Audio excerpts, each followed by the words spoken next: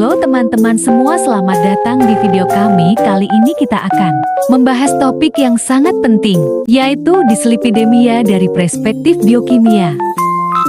Kami yang beranggotakan 3 orang yaitu Reina Rianti Lawerni Oktavia dan Tiara Karunia, Program Studi Pendidikan Biologi, Universitas Indraprasta PGRI.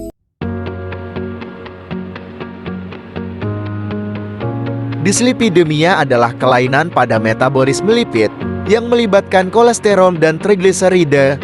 Lipid seharusnya berfungsi sebagai sumber energi dan komponen sel, tetapi pada dislipidemia ada ketidakseimbangan yang dapat menyebabkan penumpukan lemak dalam darah.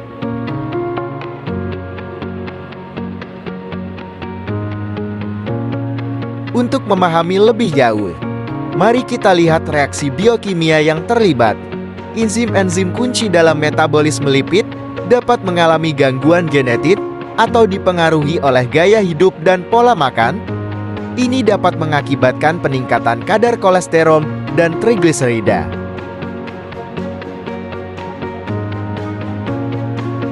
Kadar kolesterol LDL yang sering disebut sebagai kolesterol jahat dapat meningkat karena ketidakseimbangan ini. Kolesterol LDL yang tinggi dapat menyebabkan penumpukan plaque dalam pembuluh darah, meningkatkan risiko penyakit jantung.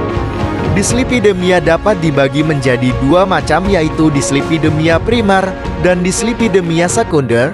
Salah satu yang akan kita bahas kali ini adalah dislipidemia sekunder. Dislipidemia sekunder. Dislipidemia sekunder disebabkan oleh faktor eksternal seperti gaya hidup tidak sehat, seperti tinggi lemak, kurangnya aktivitas fisik, dan kekurangan gizi. Penyakit seperti diabetes mellitus, penyakit ginjal kronis, dan obesitas. Penggunaan obat-obatan seperti golongan statin, penghambat absorpsi kolesterol, bile acid sequestran, fibrat, niacin, suplemen asam lemak omega sampai 3, dan penghambat proprotein konvertase subtilisin kaksin tipe 9 PCSK9. Beberapa faktor risiko dislipidemia meliputi usia yang lebih tua, pola makan tinggi lemak jenuh dan lemak trans, dan genetik. Pengaruh lemak makanan pada dislipidemia berhubungan dengan komponen asam lemak dan kolesterol.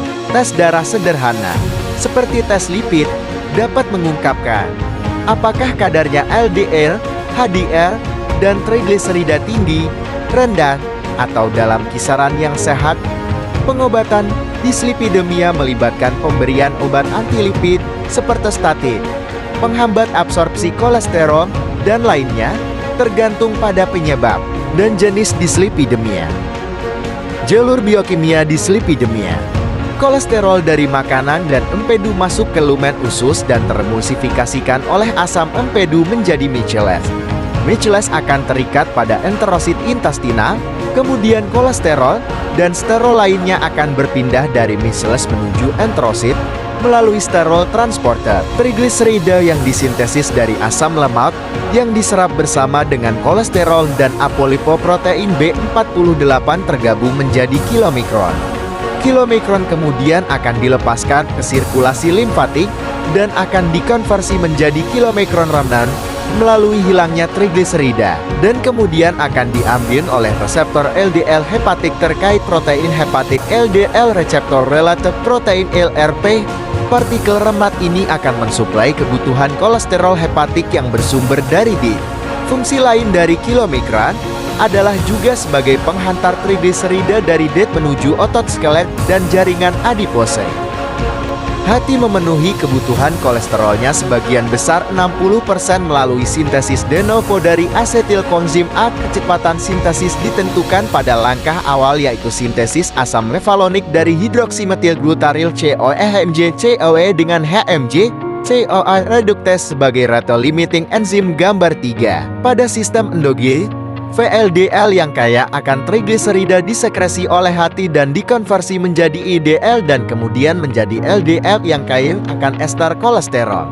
Sejumlah LDL akan masuk ke ruang subendotelial artery, akan teroksidasi dan kemudian akan dimakan oleh makrofag yang akan menjadi sel gabus form cells. Kilomikron kilomikron remnant, VLDM, ADN, dan LDL dapat diidentifikasi melalui apoprotein primer APOB, APOC, APO yang ditemukan pada mereka. Dislipidemia dapat disebabkan oleh berbagai faktor, termasuk gaya hidup tidak sehat dan kelainan genetik. Beberapa penyebab dislipidemia meliputi gaya hidup tidak sehat, merokok, konsumsi minuman beralkohol, jarang berolahraga, dan pola makan tinggi lemak jenuh, serta lemak trans dapat meningkatkan risiko dislipidemia. Faktor genetik. Dislipidemia juga dapat bersifat primer, yaitu diturunkan dari generasi ke generasi akibat mutasi genetik. Kondisi medis. Beberapa kondisi seperti obesitas, diabetes, hipotiroidisme, gangguan ginjal, hati kronis, dan gangguan pencernaan juga dapat menjadi penyebab dislipidemia. Bagaimana kita dapat mencegah dan mengelola dislipidemia? Pertama, penting untuk memahami faktor risiko genetik dan gaya hidup. Secara genetik, kita mungkin memiliki kecenderungan tertentu, tetapi gaya hidup sehat dapat mengurangi risiko. Kedua, kita perlu mengubah pola makan. Kita konsumsilah makanan rendah lemak jenuh dan kolesterol, seperti buah-buahan, sayuran, dan ikan. Hindarilah makanan tinggi lemak trans dan gorengan berlebihan. Yang ketiga yaitu meningkatkan aktivitas fisik kita seperti berolahraga secara teratur dapat membantu meningkatkan metabolisme lemak dalam tubuh dan mengurangi kadar lemak dalam darah.